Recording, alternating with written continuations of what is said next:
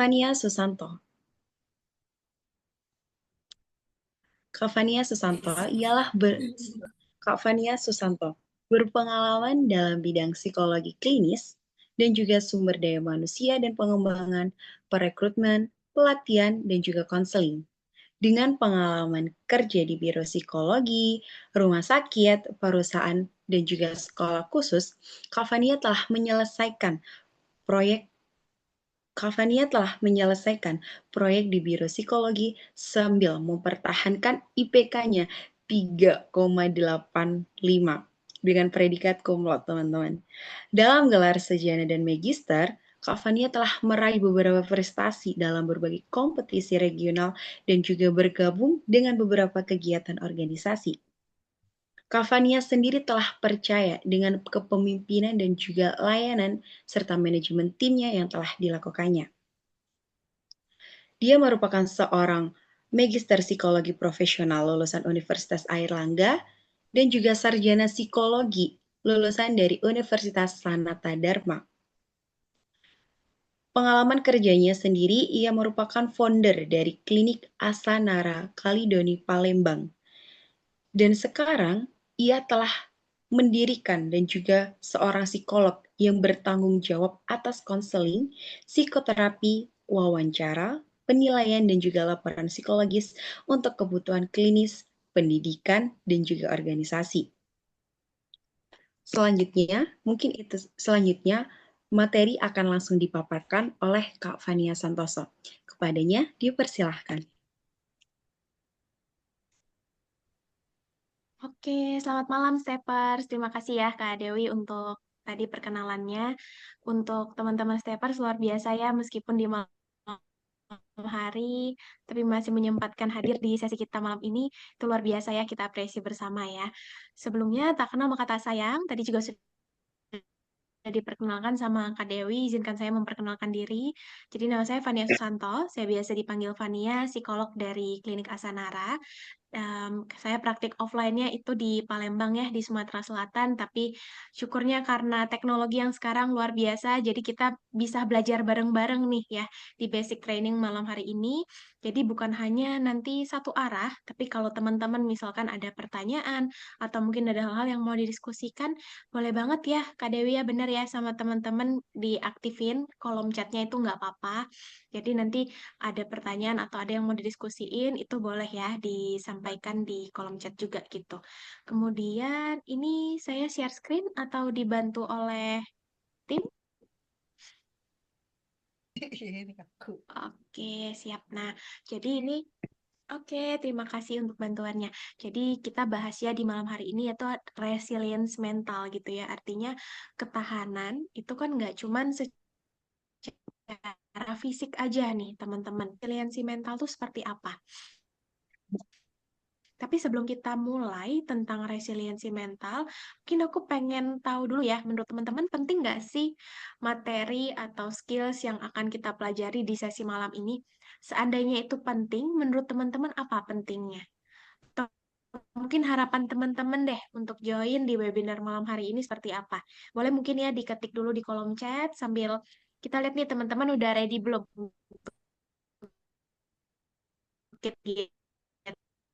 Boleh diketik di kolom chat ya, teman-teman. Jadi menurut teman-teman, apa sih pentingnya join di sesi kita malam hari ini? Boleh diketik di kolom chat ya, teman-teman. Sejauh ini suaraku aman ya, Kak Dewi ya? Aman, Kak. Oke, Tidak sip, kedengaran. sip. Oke, kita tunggu respon teman-teman ya. Kita coba cek nih. Dari teman-teman kira-kira apa? Nggak harus sama kayak yang lain, tapi dari pribadi. Atau mungkin menurut Kadi, penting untuk kita belajar resilient.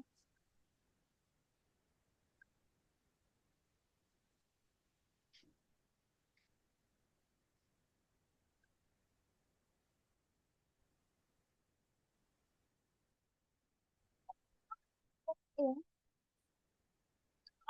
Nah, aku tuh cak baca WA aku. Iya, iya. Udah, terus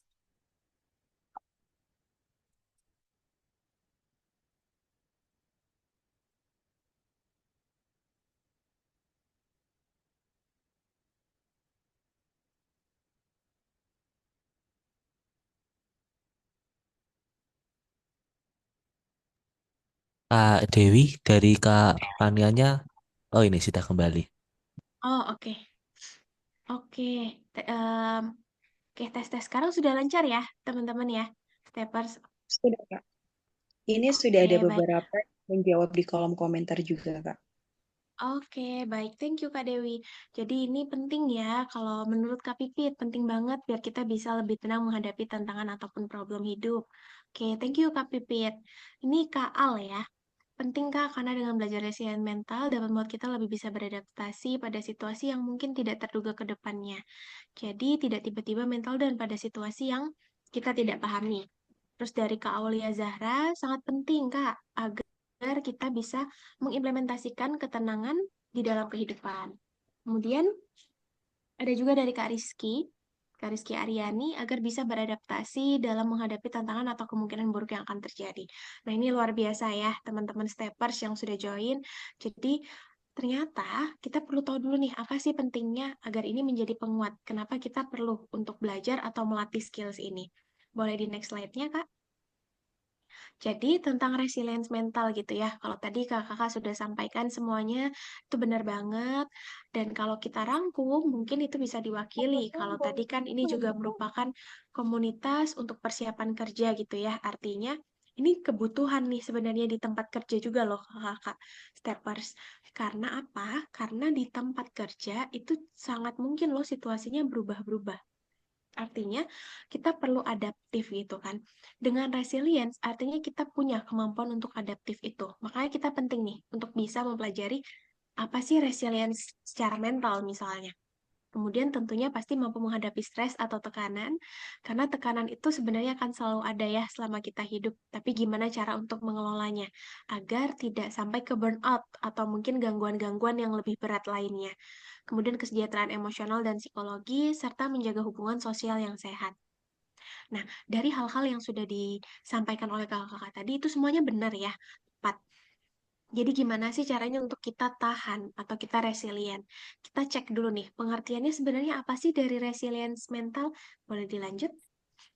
Nah, kalau kita lihat resilience mental gitu ya, teman-teman dan kakak-kakak ya, artinya di sini kemampuan kita sebagai individu untuk bisa tetap tenang, berpikir jernih, dan bangkit kembali ketika menghadapi tantangan ataupun tekanan itu. Tekanan itu kan bisa banyak macam. Ada yang stres, atau mungkin ketika berubah, ada perubahan tertentu, atau mungkin ada hal-hal lainnya gitu ya. Artinya di sini kata kuncinya adalah tetap tenang dan bangkit. Artinya nanti ada proses bangkitnya. Kalau kita analogikan mungkin kayak pohon gitu ya. Kan ada kadang tuh kita potong rantingnya atau kita potong dahannya. Apakah berarti pohonnya misalkan mati? Oh enggak, ternyata itu bantu kita untuk lebih berkembang loh, bercabang atau mungkin bahkan berbunga atau menghasilkan buah tertentu. Ini hanya analogi aja ya. Tapi artinya ketika tadi ada tantangan, itu belum tentu loh sesuatu yang negatif. Belum tentu sesuatunya tadi menimbulkan stres. Tapi kita coba identifikasi dulu nih. Sebelum kita bisa mengelola itu, kita perlu identifikasi. Boleh dilanjut? Apa sebenarnya definisi tekanan bagi diri kita? Bisa jadi beda-beda loh. Untuk saya ataupun untuk teman-teman steppers, untuk kakak-kakak bisa jadi beda-beda. Tapi coba ambil momen dulu beberapa waktu, coba tanyakan ke diri kita. Apa definisi tekanan bagi diri kita? Situasi apa sih yang menekan buat kita? Mungkin kalau ada yang berkenan untuk sharing, boleh ya diketik di kolom chat. Misalkan, oh dari pekerjaan, atau mungkin dari studi, atau dari teman-teman, atau biasanya apa sih yang menekan, yang buat kita merasa tertekan tuh apa? Boleh diketik di kolom chat ya, teman-teman. Nanti kita cek lagi nih, sama nggak sih sebenarnya? Apa sebenarnya tekanan tiap orang tuh pasti sama ya? Atau ternyata beda-beda? Kita coba cek ya.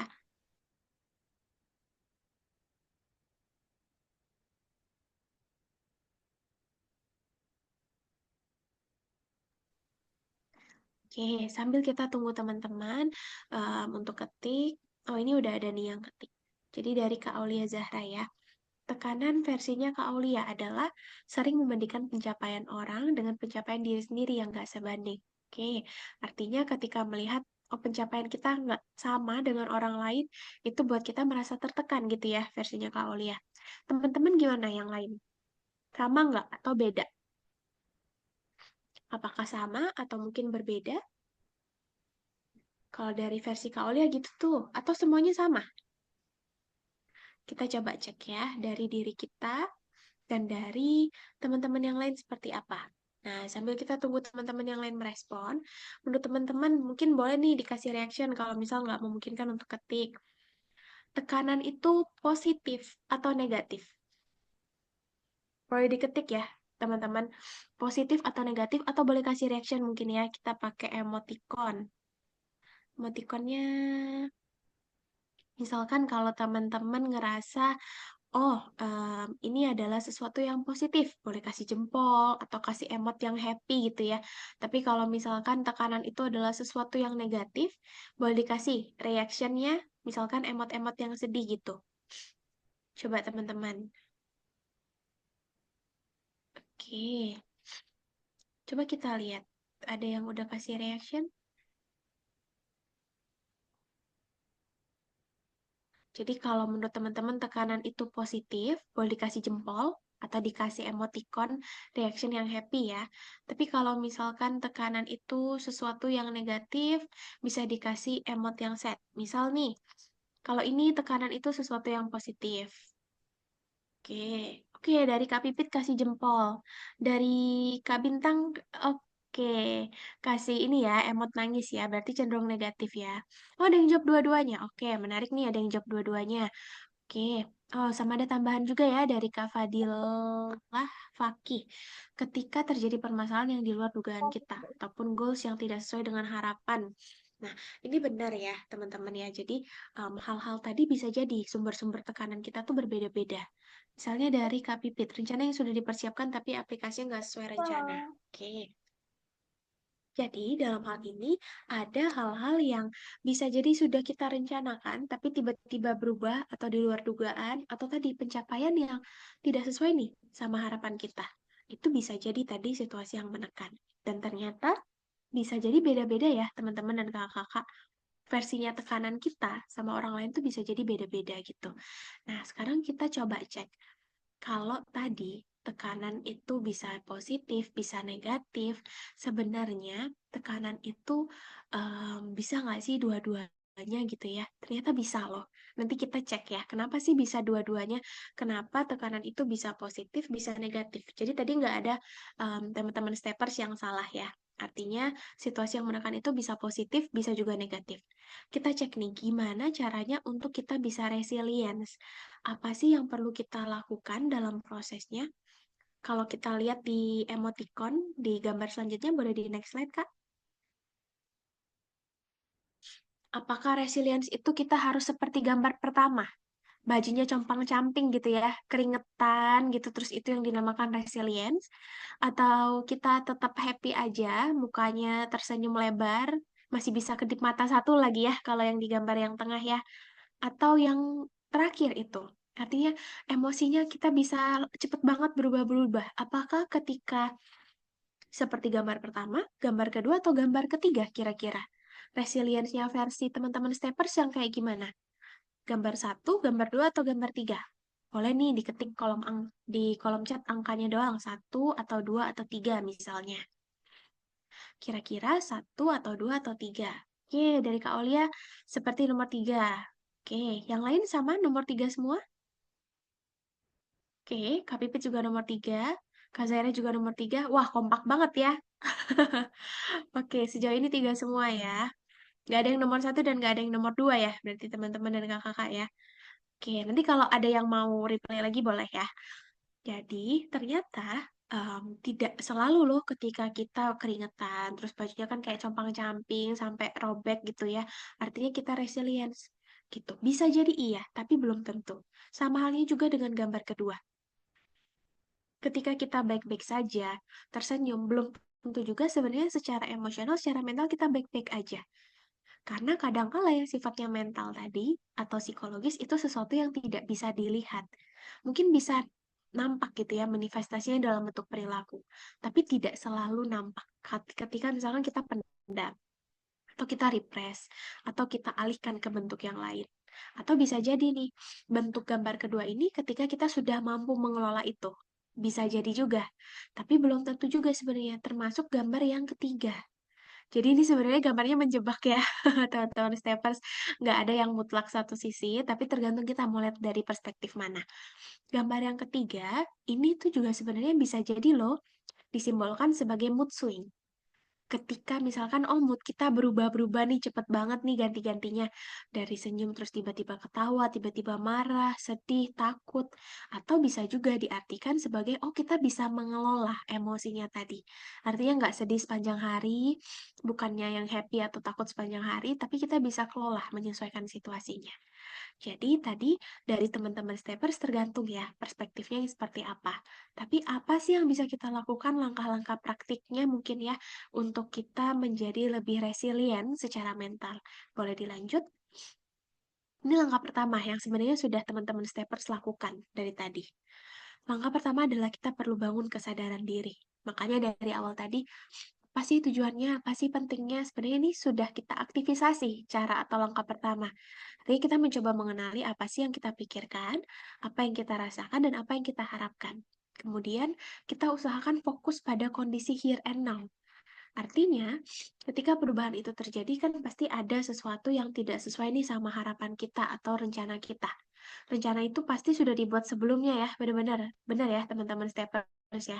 Artinya, sesuatu yang sudah terjadi mungkin di masa lalu atau sebelumnya, karena kita sudah buat planning. Tapi fokus ke kondisi sekarang. Apa yang bisa aku lakukan dengan perubahan ini? Itu salah satu langkah untuk kita bisa resilient. Karena ketika kita titik fokusnya, duh kok aku nggak bisa ya, kok ini berubah ya, kok nggak sesuai rencana, itu akan bikin kita stuck loh sebenarnya teman-teman steppers. Tapi coba belajar pada apa yang bisa kita kontrol di kondisi sekarang dan kondisi saat ini. Ini ada yang namanya the circle of control. Nah, dari teman-teman steppers boleh lihat bareng-bareng ya, boleh dilanjut. Oke, ini yang namanya the circle of control. Nah, the circle of control ini, kalau teman-teman steppers lihat, di bagian tengah itu adalah sesuatu yang bisa kita kontrol. Sedangkan di luar itu adalah sesuatu yang tidak bisa kita kontrol atau out of control. Ini ada banyak macam juga sebenarnya bentuknya teman-teman steppers. Ada yang dia bagi jadi 3 lingkaran. Artinya ada circle of control, ada circle of influence, artinya sesuatu yang mempengaruhi diri kita, berdampak, tapi tidak sepenuhnya bisa kita kontrol, atau yang benar-benar di luar kontrol kita. Circle of no control gitu ya. Di bagian ini kita lihat nih, apa sih yang sebenarnya dalam kontrol kita? Batasan. Kemudian memberikan kasih sayang gitu ya. Self-compassion sama self-care ini sebenarnya bagian dari self-love, aspek dari self-love atau mencintai diri kita sendiri. Kemudian kata-kata kita, perilaku kita, dan bagaimana kita memproses perasaan kita. Tapi di luar ini ternyata itu sudah sesuatu yang tidak bisa kita kontrol. Itu masa lalu, kemudian cuaca gitu ya. Tentu kita nggak bisa kontrol ya kalau itu ya teman-teman. Terus external event itu artinya apa? Situasi-situasi yang tidak pernah kita rencanakan sebelumnya, atau mungkin pilihan-pilihan yang dibuat oleh orang lain, tapi juga mengefek ke kita, kemacetan, atau mungkin pikiran dari orang lain, perasaan orang lain, perilaku orang lain, atau apa yang orang lain sampaikan ke kita. Itu sesuatu yang tidak bisa kita kontrol ternyata. Meskipun tetap mengganggu mungkin ya, kalau misalkan, oh dapat perasaan atau pikiran yang negatif nih, tentu itu akan mengganggu diri kita juga. Tapi ternyata, mau segimanapun kita pikirin dan berusaha mengontrol itu, kita nggak bisa kontrol hal tersebut. So, ada statement di bagian atas. I will focus on what I can do. Artinya, aku akan fokus pada apa yang bisa aku lakukan. Jadi, salah satu tahapan untuk resilience sebenarnya adalah kita perlu fokus dulu nih. Kita perlu kenali dari sisi kita apa yang kita rasakan, apa yang kita pikirkan, gimana dampaknya ke diri kita.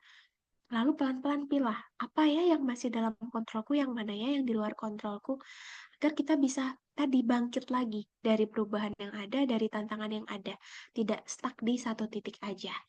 Boleh di next, itu langkah yang pertama ya teman-teman steppers. Langkah yang kedua, ini berkaitan juga dengan emosi tentunya. Jadi regulasi emosi itu bukan hanya tentang, oh aku nggak nangis, atau misalkan aku nggak takut, terus itu emosinya berarti aman gitu ya, terkelola dengan baik, belum tentu ya.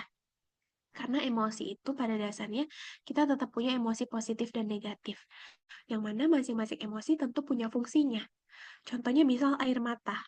Air mata itu kan sudah diciptakan dari sananya gitu ya. Artinya itu ada manfaatnya juga loh teman-teman. Bahkan ketika dibutuhkan, itu bisa memberikan manfaat terapeutik, artinya mengobati malah ya. Nah, dari hal-hal tersebut, kenali gitu. Misalkan kok rasanya moodnya tiba-tiba beda ya, atau kayaknya hari ini baik-baik aja, tapi kok tiba-tiba pengen marah. Biasanya bisa jadi itu karena ada hal-hal yang tertumpuk sebelumnya.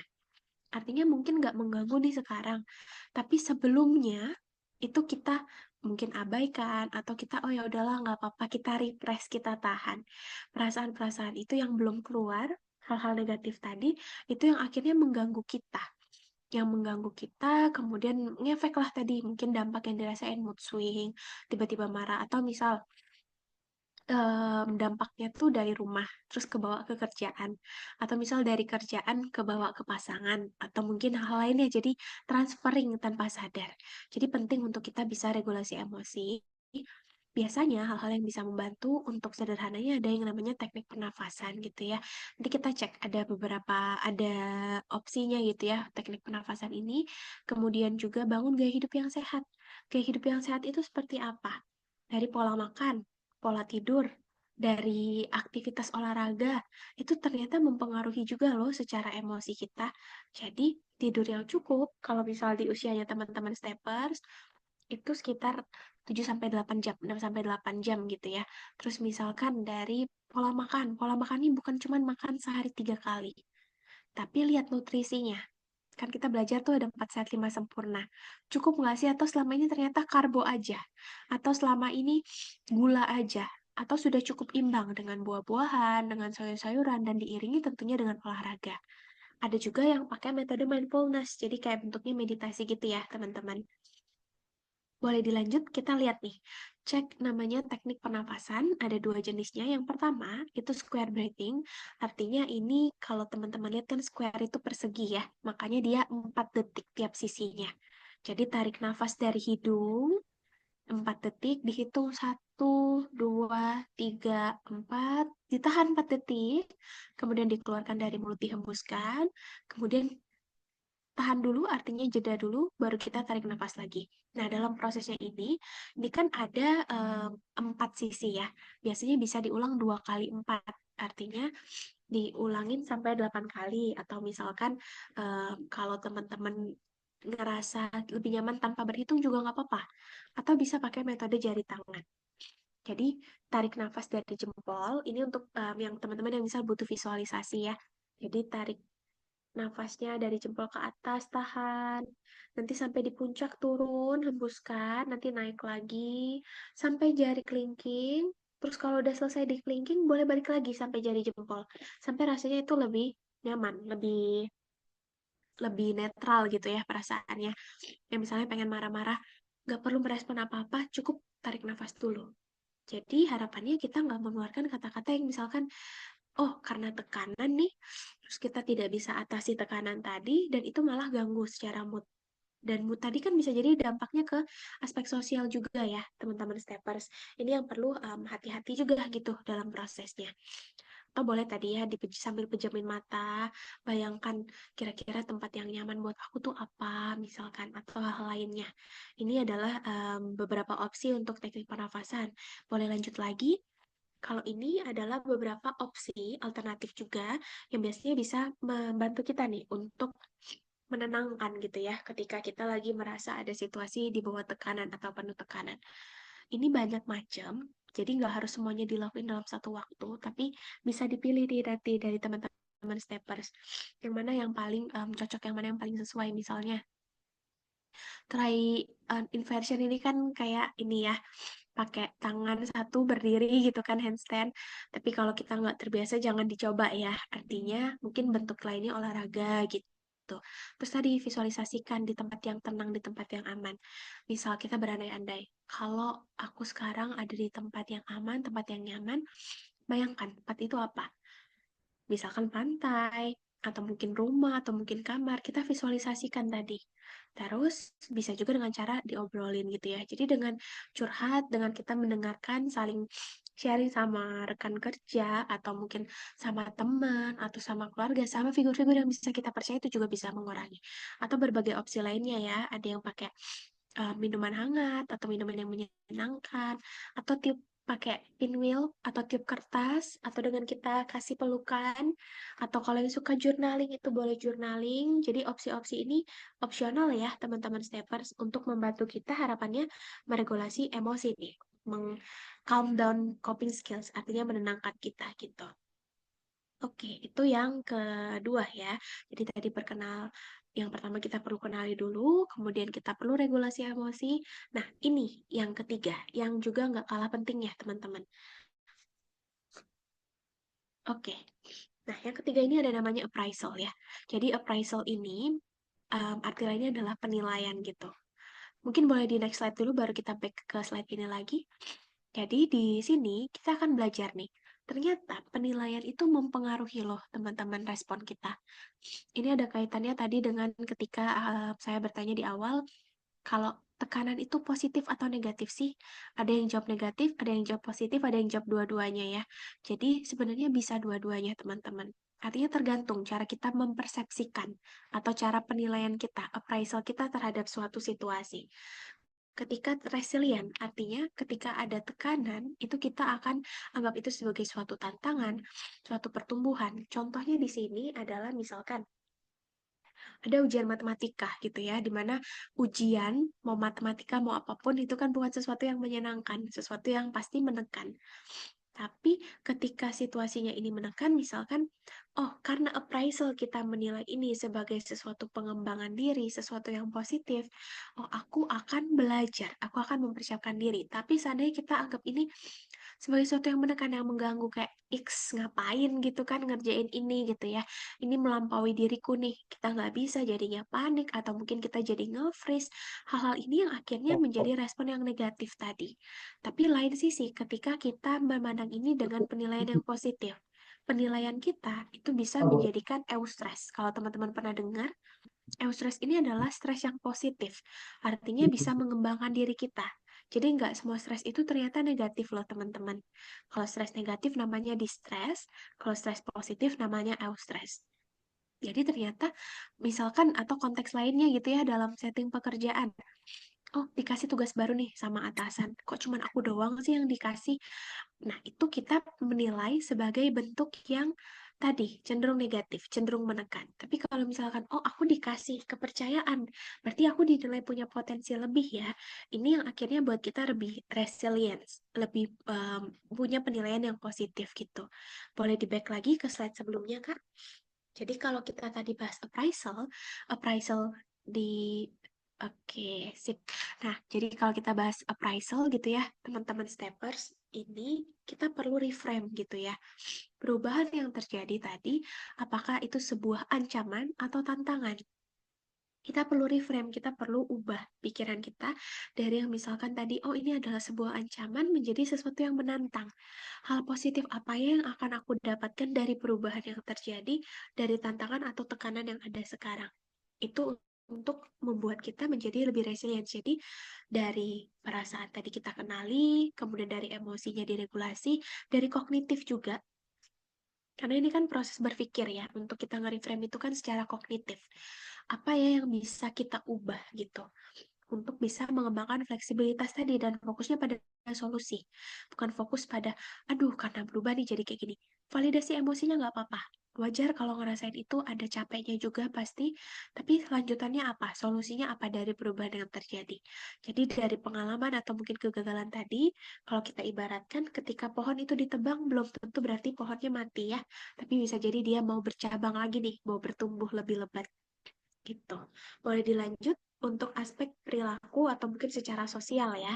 Secara sosial, Boleh di next. Nah, ini ada yang namanya social support, teman-teman. Kan teman-teman di sini juga tergabung dalam sebuah komunitas gitu ya. Artinya penting banget loh untuk kita punya komunitas, punya organisasi atau punya rekan-rekan yang positif, yang membangun, yang saling support satu sama lain. Karena ini yang akan jadi kekuatan dalam menghadapi tantangan-tantangan tadi. Karena pada dasarnya kita ini bukan cuman makhluk individu aja gitu ya, tapi kita juga makhluk sosial. Jadi wajar banget kalau kita perlu nih untuk terhubung dengan komunitas atau organisasi atau mungkin lingkungan dengan orang-orang di sekitar kita. Dan tadi gimana caranya untuk kita bisa resilience? Terkadang nggak apa-apa loh teman-teman untuk meminta bantuan dari orang lain, dan nggak apa-apa juga untuk kita menawarkan bantuan sebagai misalkan rekan kerja yang suportif atau sebagai teman yang suportif gitu ya untuk mendukung tadi dari perubahan dan tantangan itu. Karena bukan berarti ketika kita minta tolong, terus kita artinya nggak mampu, nggak resilient, tapi itu juga menunjukkan bahwa oh, aku punya kesadaran akan kondisiku sekarang sehingga lebih adaptif mengatasi perubahan-perubahan atau kemungkinan-kemungkinan yang terjadi. Semisalnya nih, dari sisi kita yang pengen bantuin gitu kan, kita bisa jadi a great listener. Artinya dengan mendengarkan, itu juga kita bisa memberikan dukungan loh untuk teman-teman rekan kerja kita, agar nanti di pola kerja atau mungkin di setting kuliahan atau teman-teman di bidang akademik gitu ya, untuk bisa lebih resilient. Karena apa? Karena tadi punya support system yang baik, yang saling mendukung. Jadi ada rasa ibaratnya senasib sepenanggungan mungkin gitu ya teman-teman ya, untuk saling menguatkan satu sama lain dari perubahan itu. Karena misalnya dalam suatu konteks pekerjaan atau pendidikan, perubahan itu kan bukan hanya terjadi di satu orang aja, tapi semua merasakan. Apalagi kalau perubahan kebijakan tertentu ya. Jadi dengan melibatkan tim untuk punya tim yang solid, yang saling mendukung itu sangat penting banget dalam situasi ini. Untuk being resilient itu ternyata bukan hanya sama diri sendiri loh, tapi kita bisa memanfaatkan berbagai sumber daya yang ada di sekitar kita. Boleh dilanjut, Kak? Nah, kalau tadi itu adalah beberapa opsinya gitu ya. Sekarang coba ambil waktu teman-teman untuk kita refleksi bareng-bareng ya. Kalau rasanya tadi ada situasi yang menekan, ada situasi yang rasanya menantang, capek banget dengan berbagai hal, coba renungkan gitu. Kapan terakhir kali teman-teman steppers, kakak-kakak menghadapi tantangan besar dalam hidup ataupun pekerjaan? Coba direnungin, kapan ya terakhir kali? Nah, setelah itu, coba jawab pertanyaan di bawahnya ya. Jadi, satu, perasaan. Perasaan saya saat itu seperti apa? Yang kedua, apa nih yang teman-teman atau kakak-kakak steppers lakukan untuk mengatasi tantangan tadi? Terus yang ketiga, apa yang bisa saya pelajari dari pengalaman tersebut? Coba ambil waktu 2-3 menit ya, teman-teman ya. Nanti kalau ada yang mau sharing, ada yang mau open mic, boleh ya, kalau ada yang berkenan. Atau mungkin nanti kalau mau diketik di kolom chat juga, it's okay, boleh. Tapi coba kita ambil waktu untuk refleksi dulu. Kapan ya terakhir kali kita menghadapi tantangan itu? Gimana perasaan kita? Apa yang kita lakukan ketika saat itu terjadi untuk mengatasinya? Ada nggak mungkin pelajaran atau hal positif yang kita dapatkan?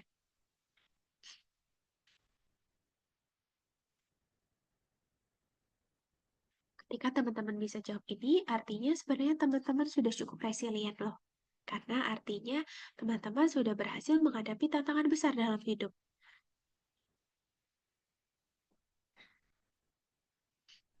Boleh ambil waktu ya. Nanti kalau ada yang mau sharing, boleh ya teman-teman dan kakak-kakak. Jadi coba tanyain, oh selama ini aku seperti apa ya? Oke, sambil nunggu refleksi, mungkin ini adalah quotes penutup ya. Boleh dilanjut, Kak? Jadi, kalau kita lihat di sini ya, ada quotes by Charles Darwin, di mana beliau mengatakan bahwa it is not the strongest of the species that survive, nor the most intelligent, but the one most responsive to change. Artinya, bukan orang terkuat loh yang akan bertahan, ataupun orang yang paling pintar, tapi orang yang paling responsif terhadap perubahan. Artinya tadi adaptif gitu ya, resilient dengan perubahan itu adalah orang yang akan survive gitu, orang yang akan terus bertahan dalam berbagai situasi. So, kalau ada tantangan, ada hal-hal yang bikin struggles, yang mungkin bikin teman-teman steppers nggak nyaman, it's okay. Setelah itu disadari, tapi ingat untuk keep going ya, karena itu adalah salah satu langkah untuk kita bisa resilience. Terima kasih untuk teman-teman steppers dan juga kakak-kakak yang sudah join sesi webinar kita malam hari ini. Kalau seandainya ada pertanyaan atau mungkin ada yang mau didiskusikan, ada yang berkenan untuk sharing dari hasil refleksinya juga boleh banget ya. Saya kembalikan ke Kak Dewi. Terima kasih. Baik, terima kasih Kak Fania atas pemaparan materi yang sangat luar biasa ini. Oke, teman-teman Steppers, selanjutnya akan diadakan sesi Q&A. Bagi yang mau bertanya, silahkan mengaktifkan mikrofonnya dan juga boleh mengaktifkan kameranya. Untuk sesi Q&A-nya kira-kira dibuka berapa, Kak? Dari Kak Fania sendiri. Nanti kalau ada pertanyaan langsung dijawab juga nggak apa-apa kok, Kak. Langsung dijawab. Oke.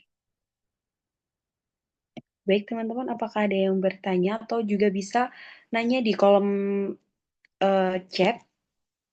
Dan untuk pertanyaannya 2-3 pertanyaan saja ya.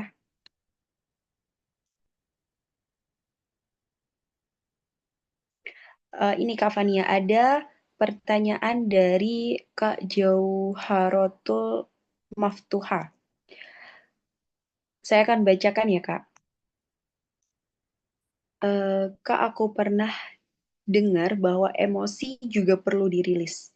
Nah, ketika sedang marah nih, Kak, apa sih tindakan yang baiknya diambil? Oke, terima kasih Kak Dewi sudah dibantu membacakan pertanyaannya ya. Terima kasih juga untuk Kak Jauharotul Maftucha untuk pertanyaannya. Jadi tadi gimana sih sebenarnya emosi itu untuk dirilis ya? Benar ya Kak. Jadi untuk emosi itu perlu dirilis. Kalau kita tahu emosi dasar itu sebenarnya ada marah, senang, sedih, takut, jijik, sama terkejut. Artinya tidak semuanya tuh emosinya tuh bahagia. Malah tadi ada emosi-emosi yang cenderung negatif ya, atau malah bikin kita kaget, terkejut, jijik. Emosi dasar artinya itu sudah dimiliki sejak kita kecil. Contohnya bayi. Dari bayi pun yang pertama kali keluar apa? Tangisan. Artinya kita boleh loh untuk merilis emosi itu, meskipun itu emosi negatif. Karena ketika itu bisa dirilis dengan cara yang sehat, meskipun itu emosi negatif, itu akan jadi a healthy emotion. Jadi negatif healthy emotion. Emosi negatif yang sehat. Gimana cara merilisnya spesifiknya? Kalau pertanyaan dari Kak Jauharatul adalah emosi marah gitu ya. Kenali tadi, hal-hal apa ya yang buat Kak Jauharatul tuh misalkan happy. Tapi sebelum itu dilakukan, pertama validasi dulu perasaannya. Oh, aku merasa marah ya sekarang. Kenapa ya aku marah? Kenali situasi yang baru terjadi apa. Oh, aku marah ketika misalkan aku ngomong tapi nggak gubris nih, diabaikan atau misalkan apa yang bikin marah situasinya. Terus wajar nggak sih sebenarnya kalau marah ketika kita tadi tidak misalkan tidak dapat feedback gitu ya dari teman kita atau misalkan ketika kita ngomong nggak didengerin gitu kan. Ternyata wajar loh. Tapi kita nggak bisa tadi kontrol orang lain. Artinya, tadi, untuk apa sih tindakan yang diambil? Pertama, validasi emosi. Oh, aku ngerasa marah karena ini situasinya. Oh, ternyata wajar ya kalau aku marah. Gak apa-apa loh kalau aku marah. Misal marahnya tuh macem-macem nih, Kak. Ada yang pengekspresian marahnya tadi suka olahraga itu dialihkan ke boxing misalnya. Atau misalkan dengan lari gitu ya, atau dengan main sepak bola, ada juga yang dialihkan ke musik kalau suka musik. Atau dengan nyanyi. Ternyata nyanyi itu juga rilis emosi loh.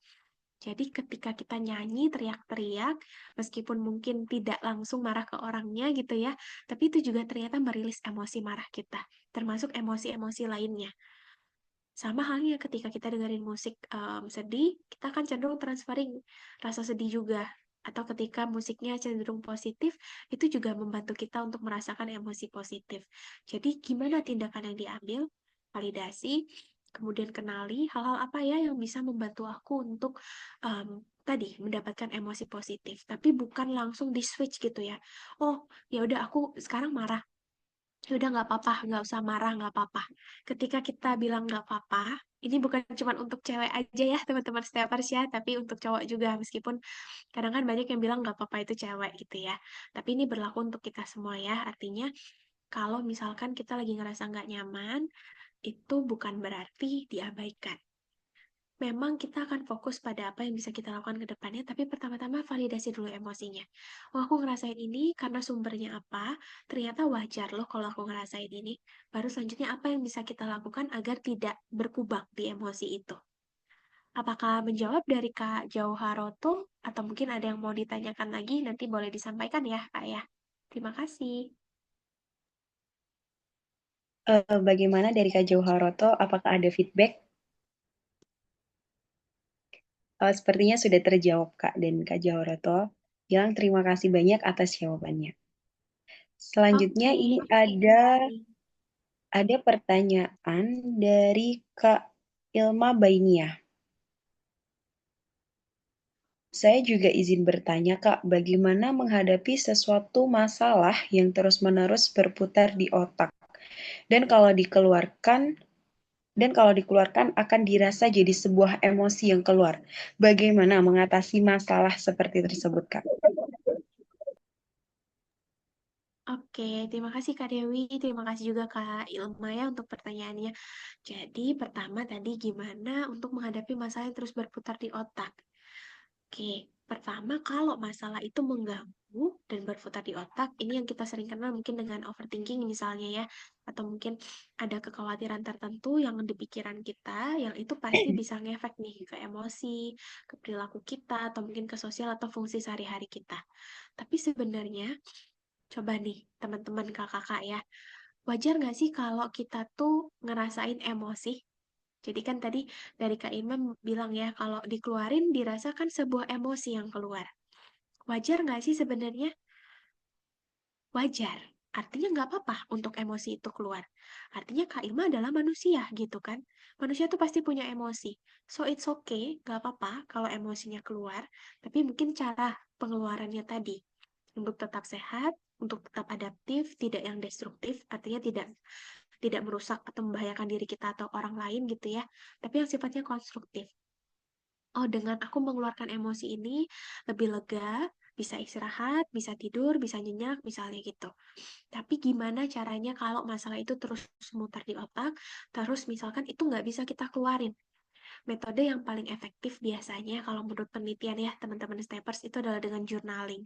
Walaupun journaling ini juga sebenarnya subjektif, artinya kan tidak semua orang suka menulis ya. Kalau yang nggak suka menulis, disuruh menulis bisa jadi itu juga jadi stresor gitu, jadi sesuatu yang menekan, jadi sumber stres baru. Artinya kita boleh filter hal-hal apa sih yang aku suka, yang untuk tadi dijadiin fokus. Tapi penting untuk ambil momen tenang, momen refleksi, apa ya yang sebenarnya difikirkan.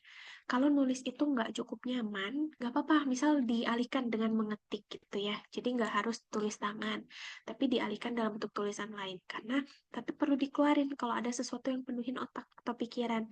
Karena kalau itu nggak dikeluarin, itu cuma akan tetap numpuk. Dia akan kayak bom waktu gitu ya. Kayak dia menggunung, tiba-tiba jeder gitu. Tiba-tiba bom waktu meledak. Kok emosinya jadi meledak-ledak atau apa. Bisa jadi karena tumpukan sebelum-sebelumnya. Boleh nih, kakak atau teman-teman pakai metode ini misalkan. Pakai scaling question namanya ya. Artinya coba kita tanya ke diri kita nih. Dari skala 1 sampai 10, kalau 10 adalah kondisi yang paling baik, kira-kira kita sekarang ada di angka berapa? Seandainya teman-teman atau kakak-kakak udah di garis perbatasan, artinya misal angka 4, 5, 6, atau 7 itu kan juga sudah agak rawan sebenarnya ya, meskipun masih di sisi positif. Artinya perlu nih di recharge, coping strategi tadi yang kita sempat bahas. Apa ya hal-hal yang bisa kita lakukan? Tapi biasanya sederhananya adalah melakukan hobi kita. Apa yang kita sukai? Kapan terakhir kali kita ngeluangin waktu untuk ngelakuin hal-hal yang kita suka? Tanpa adanya paksaan atau misalkan bukan cuma sekedar rutinitas gitu ya, tapi memang kita meluangkan waktu untuk diri kita. Boleh kegiatan yang sama diri kita sendiri atau orang lain. Tapi bisa tadi dialihkan, kalau suka seni dengan mewarnai dengan menggambar itu juga bisa, atau lewat musik tadi, atau misalkan lewat apa namanya tadi journaling ya, dengan tulisan gitu. Tapi dikenali, pikiran yang muncul ini itu situasi yang terjadi sekarang nggak? Atau situasi yang sebenarnya sudah terjadi. Karena tadi langkah pertama, kalau teman-teman steppers masih ingat, kenali dan fokusnya pada here and now. Artinya kondisi saat ini. Apa yang sudah terjadi di masa lalu kita nggak punya kontrol, kita nggak bisa ubah. Begitu juga tentang masa depan. Mungkin kita bisa mempersiapkan diri gitu ya, untuk mempersiapkan masa depan. Tapi kita tidak sepenuhnya bisa mengontrol masa depan juga. Artinya fokus pada apa yang masih bisa kita lakukan, fokus pada apa yang masih bisa kita kontrol di kondisi sekarang. Semoga menjawab ya, Kak Ilma. Terima kasih.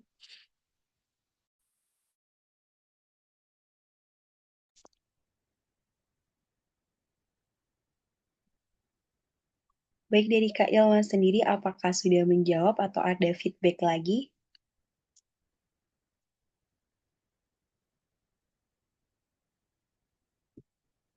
Terima kasih Kak Fania. Dari Kak Ilma sendiri, sudah cukup jelas jawabannya.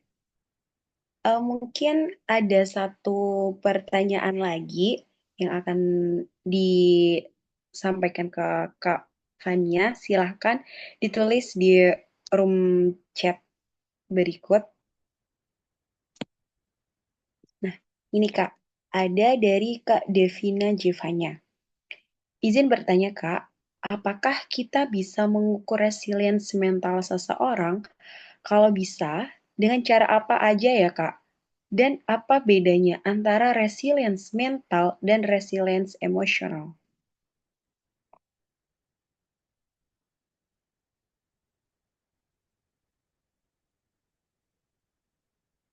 Apakah sudah bisa didengar Kak Fania suara saya tadi? Oh iya, sorry tadi speakernya belum ke ini ya, belum ke unmute. Ya. Terima kasih ya untuk Kak Dewi dan juga tadi dari Kak Devina Devina ya, Kak Jevanya. Devina Zevanya. Oke, yang pertama, apakah kita bisa mengukur resilience mental seseorang?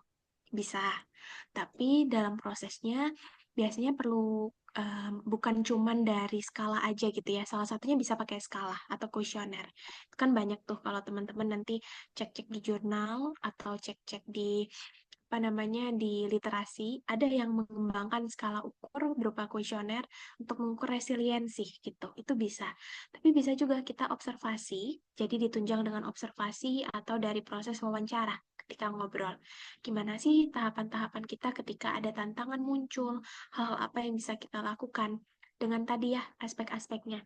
Apakah kita bangkit lagi, kita adaptif nggak dari perubahan itu, terus gimana caranya dalam hal ini, kalau bisa dengan cara apa? Oke, dengan cara apanya tadi terjawab berarti ya, Kak, ya.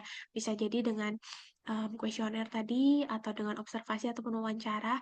Wawancara ini maksudnya apa? Apakah seformal kayak misal kita wawancara kerja? Enggak ya, tapi lebih ke kenali tadi situasinya.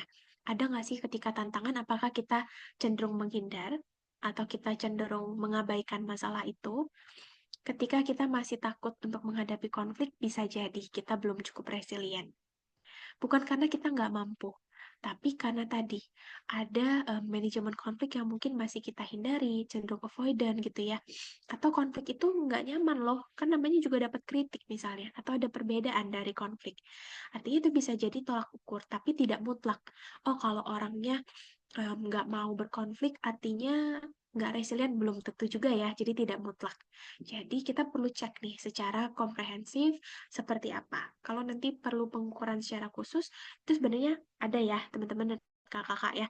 Untuk kuesioner, nanti boleh dicari kuesioner resiliensi. Itu banyak biasanya jurnal-jurnalnya, nanti tinggal dipilih tuh mau berdasarkan teorinya siapa misalnya. Itu bisa untuk kita misalkan cek pribadi gitu. Tapi karena bentuknya kuesioner itu self-report, biasanya juga menyesuaikan diri kita. Kita cukup jujur nggak dalam menjawab, kita cukup terbuka nggak. Kalau kita menjawab dengan apa adanya, hasil itu akan menggambarkan diri kita yang sebenarnya. Tapi kalau misalkan kita masih cenderung artinya membuat jawaban yang normatif, belum tentu hasil itu menggambarkan diri kita yang sebenarnya ya. Karena biasanya rata-rata kalau kuesioner bentuknya tadi self-report. Kemudian pertanyaan yang kedua, apa bedanya antara resilience mental dan resilience emosional gitu ya? Sebenarnya ini sama-sama berkaitan. Karena kalau kita bahas mental, salah satu aspek di dalam mental itu kan juga ada emosional ya. Jadi, ini bukan sesuatu yang bisa dipisahkan. Artinya, oh kalau aku resilient secara emosional, apakah aku pasti resilient secara mental atau sebaliknya? Tapi tadi ini bentuk yang satu kesatuan gitu. Karena emosional itu juga bagian dari proses mental, di mana kemampuan kita sebenarnya untuk menghadapi tantangan tadi, ketika ada perubahan atau fokusnya itu seperti apa. Kalau tadi kan yang kakak tanyakan adalah emosional versus mental ya.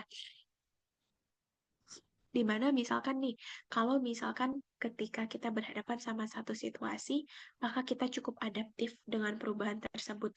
Atau misalkan ketika ada perubahan tersebut, oh ternyata kita fokusnya lebih ke kognitif. Artinya proses mental secara kognitif.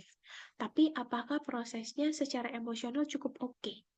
Karena mental tadi kan luas, lebih luas. Kognitif, emosional, dan juga misalkan dari sisi psikologis ya, dari hal-hal lainnya. Kalau ke resilience emosional tuh apa? Misalkan tadi contohnya regulasi emosi. Gimana sih perasaan-perasaan kita? Apakah kita cukup stabil? Misal, oh ada masalah di rumah gitu ya. Terus tapi kita tetap harus kerja gitu kan, tetap hari kerja. Atau misal nih, kalau perempuan kan ada datang bulan gitu ya. Apakah setiap datang bulan misalkan secara moodnya jadi uring-uringan atau seperti apa? Itu juga untuk melihat secara sisi emosional. Resilience emosional itu kata kuncinya lebih ke situasi mengelola emosi kita gitu ya. Tapi kalau mental itu biasanya lebih besar lagi. Jadi kayak dia tuh payung gedenya gitu ya. Mental itu bisa ada dari secara kognitif tadi reframing kita dari pikiran, tapi emosional itu satu bagian dari itu. Tapi biasanya tidak terpecahkan. Artinya, oh kalau misalkan kita resilient secara emosional, apakah berarti kita resilient secara mental dan lain-lain gitu ya. Tapi tadi bentuknya adalah situasi yang saling tumpang tindih, saling berkaitan. Mungkin seperti itu Kak Devina, apakah menjawab atau mungkin ada yang mau disampaikan? Baik, Kak Devina, apakah ada feedback? Oh, sudah sangat terjawab, Kak. Terima kasih banyak.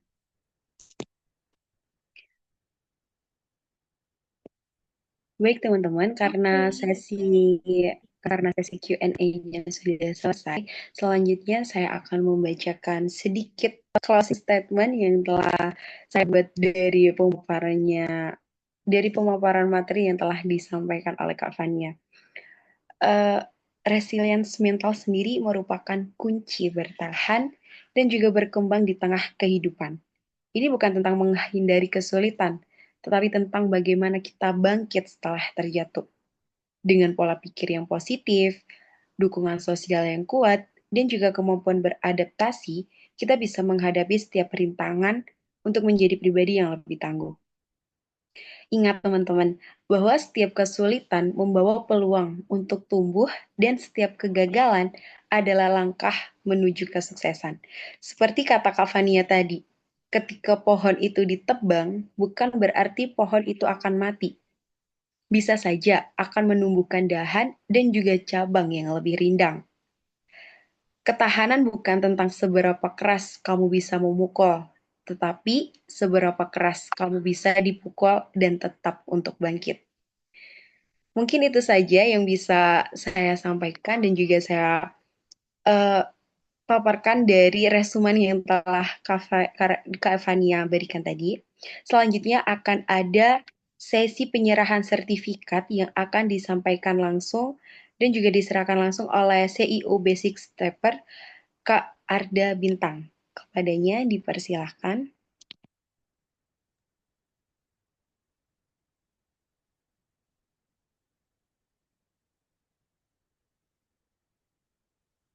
Oke Kak Fania, terima kasih banyak ya Kak atas materinya. Mental resiliensi hari ini sangat berguna bagi kami Komunitas Basic Step yang kami mengadopsi ya Kak perubahan yang awalnya itu HR ya Human Resource, di mana suatu komunitas atau organisasi itu memandang sebagai manusianya itu sebagai sumber daya, kita beralih ke HC Human Capital, di mana kita memandang manusia kita itu sebagai aset yang kita berdayakan, empowerment seperti itu, Kak Fania. Terima kasih Kak Fania atas ilmunya pada malam hari ini. Terima kasih juga Kak Arda Bintang untuk kesempatannya ya dan juga teman-teman Steppers. Nanti seandainya ada pertanyaan di luar sesi ini, nanti boleh hubungin ya mungkin dari Basic Step ataupun juga dari @klinik Hasanara. Nanti feel free aja ya untuk pertanyaan-pertanyaan yang mungkin belum sempat terjawab karena keterbatasan waktu tadi.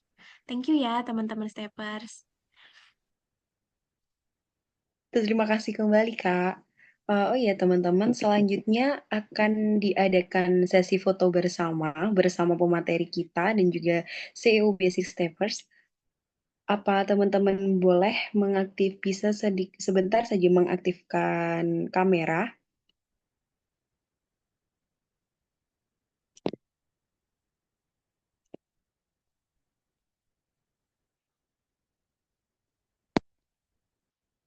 Baik, Kak. Mungkin bisa langsung saja ya, Kak, ya, untuk sesi dokumentasi pada malam ini.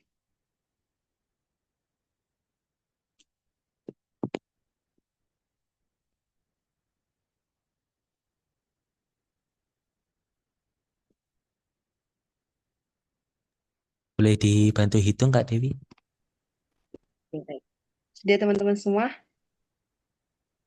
1, 2, 3.